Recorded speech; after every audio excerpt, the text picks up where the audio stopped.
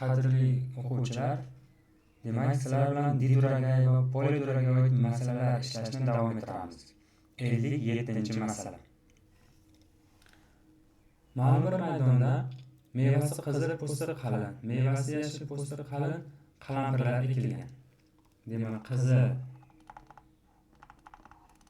dominant, yashil nima bo'ladi? Retsessiv bo'ladi. Endi po'sti qalini dominant, yupqasi retsessiv bo'ladi. Endi po'sti qalin, mevasi yashil. Po'sti qalin, bulg'or qalampirlari ekildi. Demak, mevasi qizil deyapti. Demak, qizil bo'lishi uchun katta. Po'sti qalin bo'lishi uchun katta bo'lishi kerak. Xo'sh. Endi mevasi yashil bo'lishi uchun kichkina bo'lishi kerak. Po'sti qalin bo'lishi uchun esa katta bo'lishi kerak. Xo'sh, davom etamiz. Natijada mevasi qizil olingan va mevasi yashil bulg'or qalampirlari teng miqdorda olingan. Demak, yashillanib chiqishi uchun mana bu yerda kichkina bo'lishi kerak. Katta qo'ysak, yashil qalampirlar kelib chiqmaydi. Xo'sh, mevasi yashil, po'sti yupqa qalampirlar 1500 ta. Demak, po'sti yupqasi ham bo'lishi uchun, po'sti yupqa bo'lishi uchun mana bu yerda nima bo'lishi kerak? Kichkinalar bo'lishi kerak. Xo'sh, endi davom ettiramiz. Bundan gamet olamiz. 1, 2.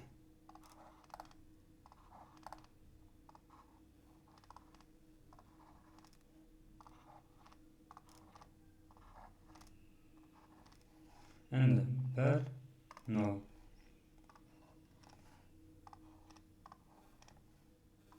Xo'sh.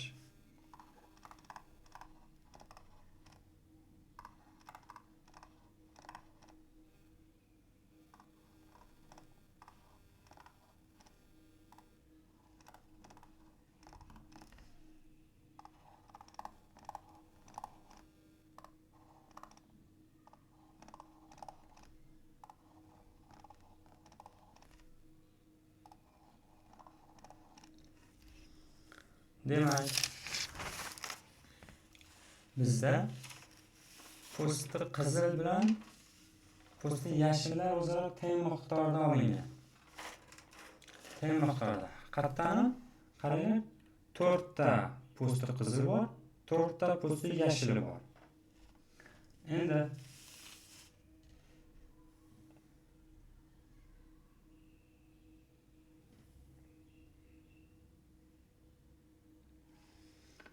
xo'sh, birga bir nisbatdan.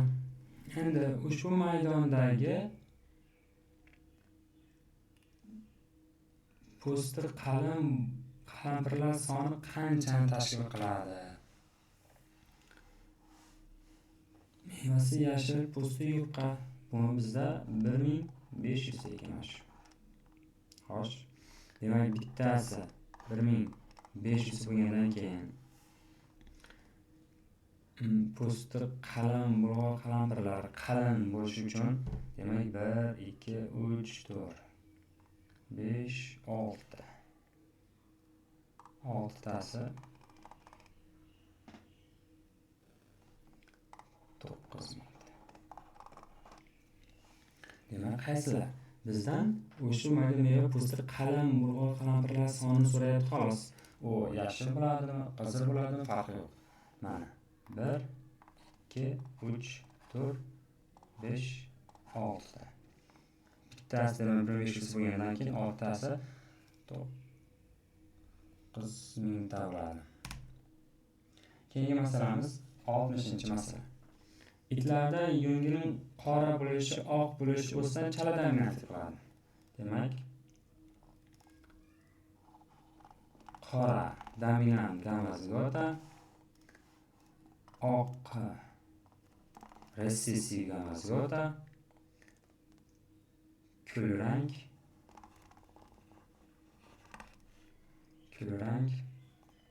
heterozigota. Xo'sh, uzun bo'lishi, yungi uzun bo'lishi dominant, to'liq dominant bo'ladi. Heterozigota ham, dominant gamozigota ham uzun bo'ladi. Qisqasi retsessiv ekan. Xo'sh. Tiyingi heterozigotali itlar o'zaro chatchirilgan.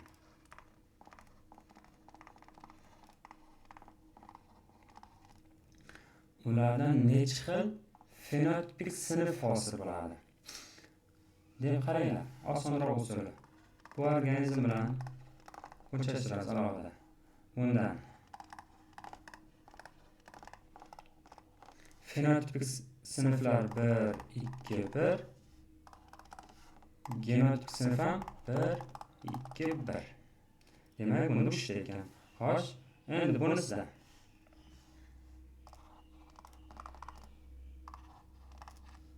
bunda ham genotipik sinf 1, 2, 1. Fenotipik sinf esa 3 ga 1 bo'ladi. Chunki bunda to'liq dominant kuzatiladi. Demak, biz 3 ni ko'paytiramiz. Nechta? 2 ta. Teng 6 ta. Sejot. Keyingi masalamiz. Noma'lum organizmlar chatchirilgan, avlodda hosil bo'lgan fenotip va genotip sinflar soni 15 ta ekan. Demak, genotip X, fenotip Y. Demak, X plus Y'imiz 15 ta ekan. Genotipik sinflar soni fenotip sinflar soni 3 taga ko'p. Demak, genotipdan fenotipni ayirib qo'ysak 3 kelib chiqar ekan. Demak, ishlaymiz buni. Bunga plus belgisi qo'ysak bular qisqaradi. 2x teng 18. X'imiz teng 9. Y'imiz teng esa 15 dan 9 ayirsak 6. Demak, genotipik nisbatimiz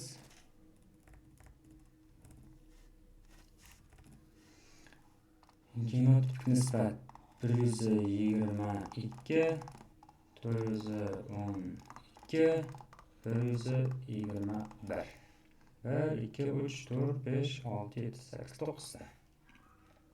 Endi fenotipik sinflar soni 6 ta deyapti. Bu demak bittasida yo birinchi belgida yoki ikkinchi belgida chala dominantlik hodisasi kuzatilganligi uchun nisbat 3, 6, 3, 1, 2, 1 bo'ladi. Demak, bizdan so'rayotgani avlodda olingan organizmlar necha foizi digamozigota genotipga ega? Ya'ni bo'lsa avlodda olingan organizmlar necha foizi digamozigota? Demak, heterozigotali organizmlarni diheterozigotali organizmni o'lchashtirsak, genotip sinflar soni ya'ni 9 ta bo'ladi, umumiy avlod soni 16 ta bo'ladi. Demak, 16 tamiz 100% bo'ladi. Endi doimo digamozigotali organizmlar esa 4 ta kelib chiqadi.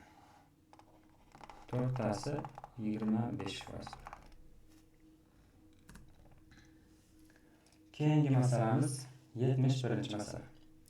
Maymunjon o'simlikda glukoz hujjasining shakli normal bo'lishi, bargsimon bo'lishi esa chala dominant qiladi. Demak, normal bo'lishi dominant gamozigota, endi bargsimon bo'lishi retsessiv, o'rtacha bo'lishi heterozigotik. Xo'sh. Toksiz bo'lishi, tukli bo'lishi ustidan dominant qiladi. To'liq chalamasa. Demak,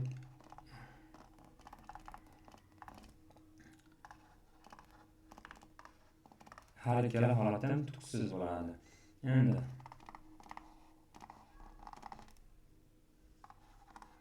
holat tukli bo'ladi. Diheterozigotar o'sma o'zaro chatchirilgan. Demak, bu organizmlar o'zaro chatishtirilgan. Demak, 122, 412, 121.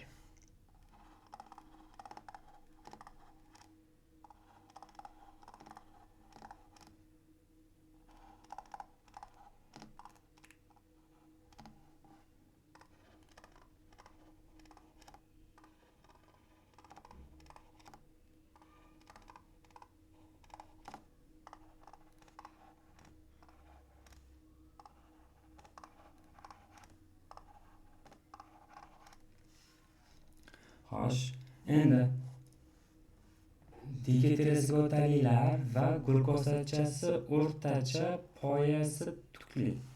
Demak, digitrezgotali mana 4 ta. Endi shakli o'rtacha poyasi tukli 2 ta. Demak, ikkalasini yig'indisi, ya'ni 6 tasi 1350 ekan. Xo'sh, va glukosachasi o'rtacha poyasi tukli o'simliklar digitrezgotali o'simliklardan 450 taga kam bo'lsa, avlodda jami qancha o'simlik olinadi? Demak, 6 tasi 1350 ta bo'lsa, umumiy bizda avlodlar soni nechta? 16 ta. 16 tasi qancha? 3600 ta. Demak, qaysi javob? Bahor javob. Keyingi masalamiz 76-masala. Odamlar sochining jingilakligi silliqligi ustidan chala dominant qiladi. Demak, jingilak. Dominant gamazgota. Endi silliq resessiv. Endi to'lqinsimon.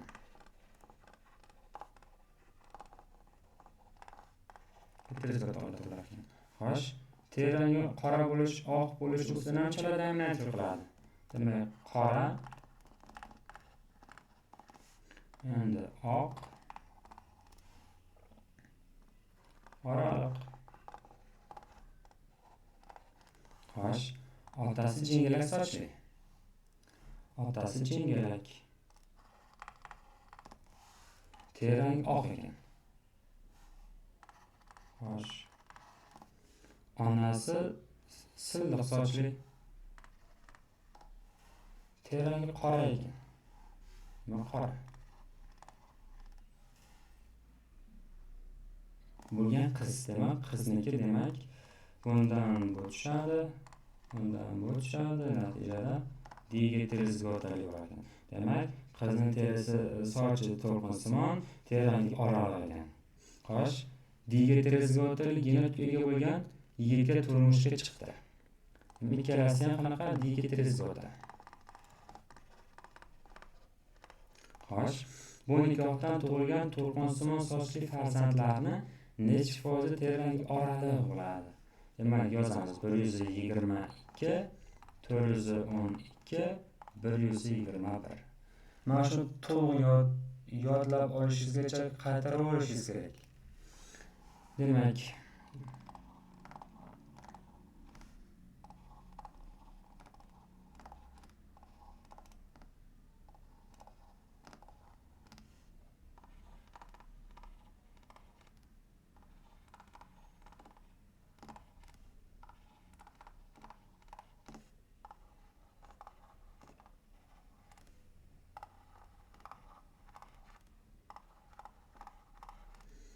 endi aytyapti, tug'ilgan to'lqinsimon sochli farzandlar necha foiz terangi oraliq bo'ladi? To'lqinsimon sochli mana. To'lqinsimon sochli. To'lqinsimon soch. To'lqinsimon soch. Demak, to'lqinsimon sochlilar umumiy 2, 4,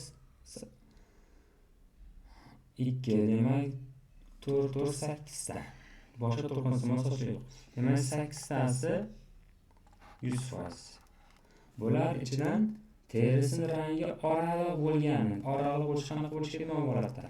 Demak, boshqa mana bitta nima bo'lgan? 4 tasi. 50%. Demak, bahor javob.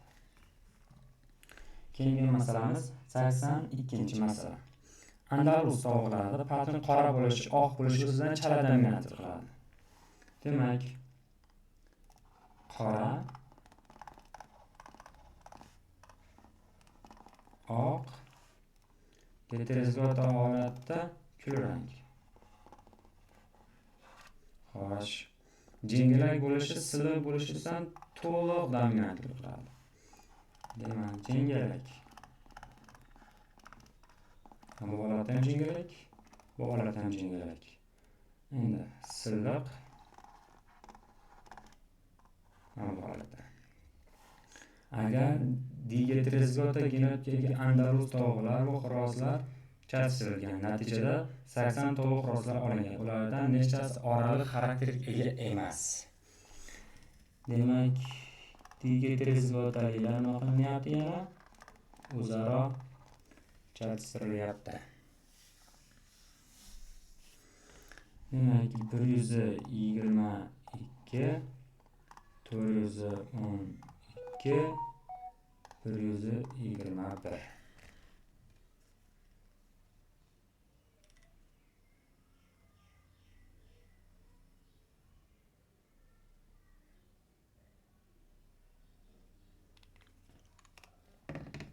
Endi yozib chiqamiz buni.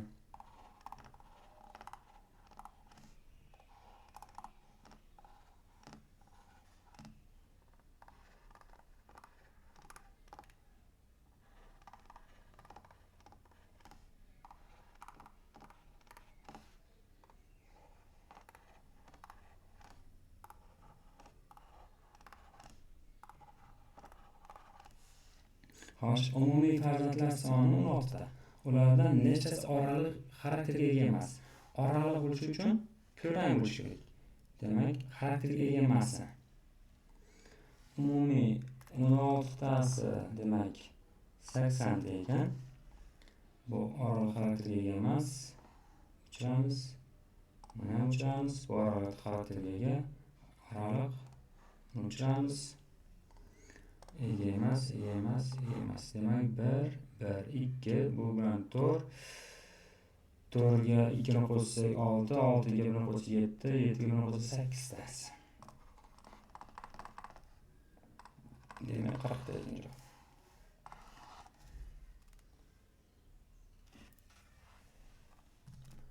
Keyingi piyoz o'simlik po'stining qizil bo'lishi, yupqa oq bo'lishi ustidan to'liq dominant qiladi.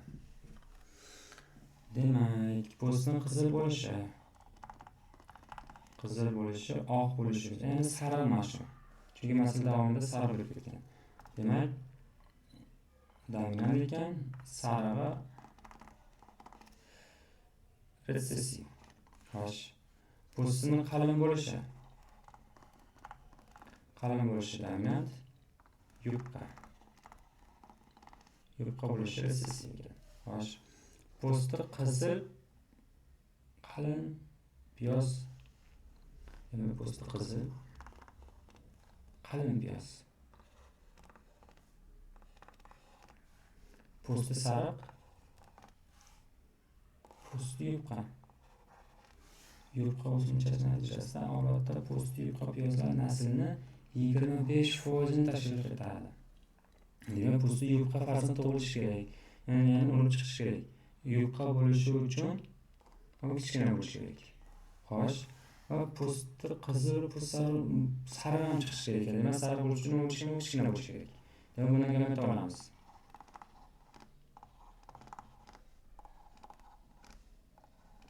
Nimaga buni kichkina oldim, katta oldik? E'tibor beringlar. Bu yerda po'sti yupqa piyozlar 25% tashkil qiladi deyapti. Po'sti yupqa bo'lishi uchun albatta mana bu yerda katta qo'ysak, po'sti yupqasi olinmaydi.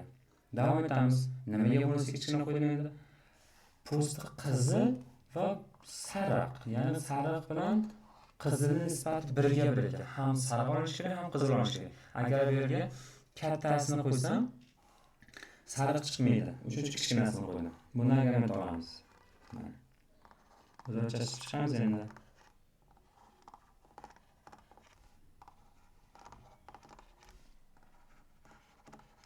Xo'sh, endi 1 ga 1 bo'lsa, avlodda olingan sariq rang piyozlarni hisobga olmaganda sariqliklar bularni uchraymiz. Mana bular sariq rangda. Olmaganda digeterezgotalilar nasli necha foiz? Digeterezgot demak qizillar nechlikda? Demak ikkitasi 100%, digeterezgotasi mana bittasi 50%. Keyingi masalamiz 88-masala. Digeterezgotali organizmlar keltirilgan.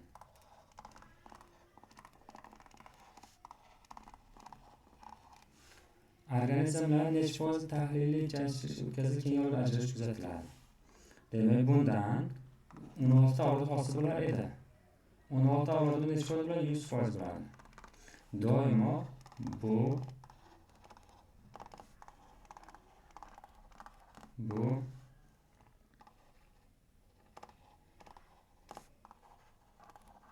mana bu organizmlar tahliliy chanchirilganda ajralish berilmaydi.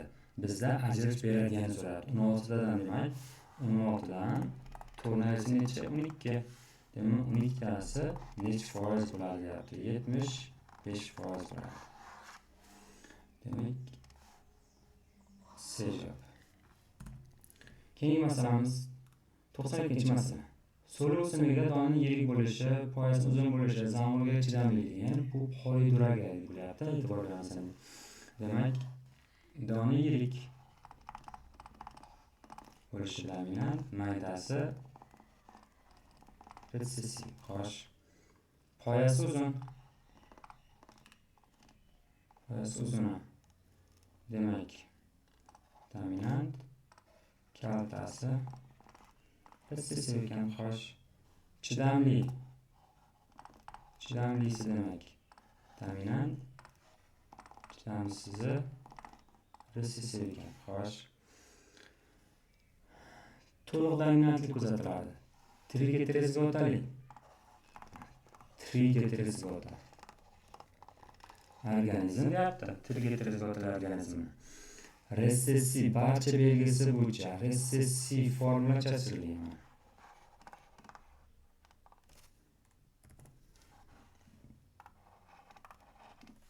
Formasi bilan chachirilgan natijada 480 ta o'sim olingan bo'lsa, ularning nechtasi gilotga bo'ladi? Demak 1 2 4. Demak 4 ta katta. 1 2 3 4. Mana 4 ta kichkina. 3 4 xo'sh. Endi ikkita katta b. Ikkita kichkina b. Ikkita katta. Ikkita kichkina. Xo'sh, bitta katta, bitta kichkina.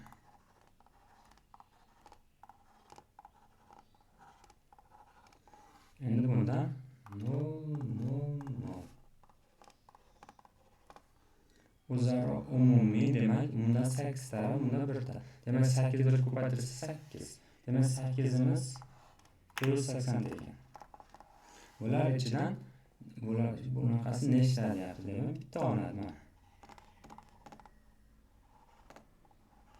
Qolganida bo'lmaydi. Demak bittasi qancha? 60 ta. Qolgani demak bulardan barcha belgisi bo'yicha nimasi? Retsessiv gamma-gamma organizmlar hosil bo'lmaydi.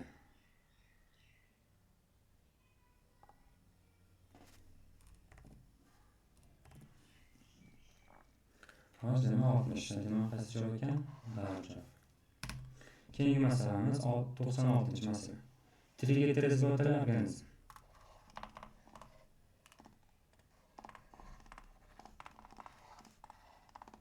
O'zaro chachirilgan.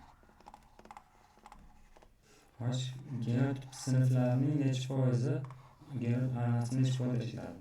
Demak, bundan 1 2 4. 1 2 4. Demak, bundan 8 ta gamet olinadi, bundan 8 ta gamet olinadi. 8 ni 8 ga ko'paytirsa necha? 64. Demak, 64 necha foiz bo'ladi? 100% bo'ladi. Doimo qanaqa organizm bo'lishi qat'iy nazar, digeterezgotali organizm o'zaro chachirishsa bitta olinadi. Endi trigliteriz organizmni o'zgartirsangiz, mana bundan bitta olinadi. Demak, bittasi qancha?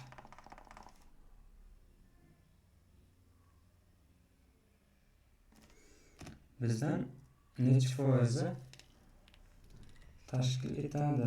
Demak, 100 ni bo'laman 64 ga. 1,6,25 ga.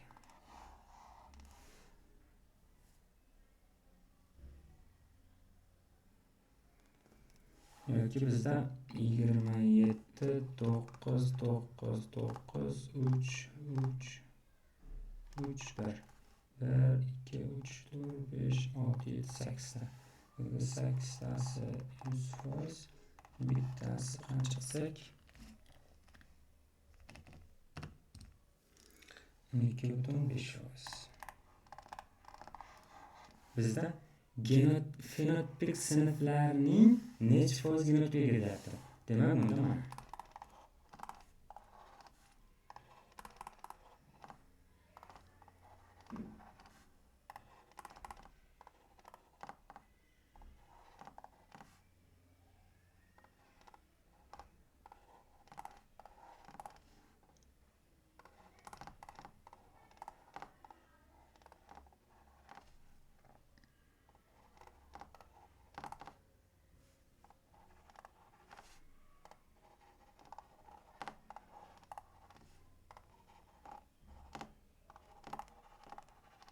demak, umumiy fenotipik sinflarning soni 1 2 3 4 5 6 7 8 ta. Demak, 8 tasi necha foiz? 100%.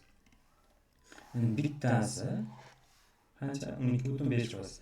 Agar o'zgartirilganda hosil bo'lgan avlodning necha foizi barcha belgisi bo'yicha resessiv organizm desa 1,56,25 chiqadi. Agar o'zaro chashilgan 64 avlod ichidan so'rasa, agar faqat fenotipik sinflarni so'raydigan bo'lsa 12,5% bo'ladi. Demak, darajat. Keyingi masalamiz 100-masala. Donning yirik bo'lishi, poyasining uzun bo'lishi, donning mayda bo'lishi, poyasining qisqa bo'lishi ustidan dominant qiladi. Demak, yirigi dominant, maydasi uzuni dominant, qisqasi resessiv. Doni yirik va poyasi uzun o'simliklar. Doni yirik. Xo'sh. Doni yirik, poyasi uzun. Xo'sh. Doni mayda, poyasi qisqa. O'simliklar o'zaro chashtirilishi natijasida birinchi avlodda hosil bo'lgan o'simliklar tahlil chashirilgan. Birinchi avlodda hosil bo'lish uchun mana bunda nima bo'lishi kerak? Katta bo'lishi kerak. Faqat bitta organizm hosil bo'lishi uchun. Mana endi buni nima qilish kerak ekan? Tahliliy chashtirish kerak. Tahliliy chashtirish faqat resessiv organizmlar bilan bo'ladi. Hosil o'tkazilsa avlodda olingan organizmlarning fenotipik sinflar soni tahliliy chashtirilganda doimo nisbat 1-1-1 bo'lishi kerak. Hech qachon 1-2 bo'lib ketmaydi yoki 3-3 bo'lib ketmaydi. Endi har xil son doimo 1 bo'ladi. Demak, bundan gamet olamiz.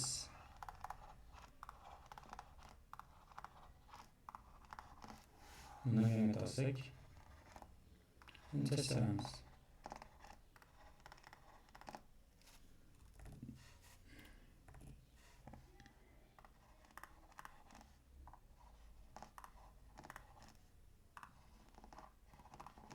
Demak, mana bunga o'xshashi bormi? Yo'q. 1. Umuman yo'q. 1 1 1. Ya'ni bundan o'xshashi ham yo'q, buniki ham yo'q, buniki ham yo'q, bunisi ham yo'q. Demak, fenotipik sinflar soni hammasi 1, genotipik sinflar ham 1 1 1 1 bo'ladi. Demak, tejov. Sizlar bilan keyingi videodarsimiz noallel genlarning komplementar ta'siri bo'ladi. Albatta keyingi video darslarimizni o'tkazib yubormaslik uchun kanalimizga obuna bo'lishni unutmang.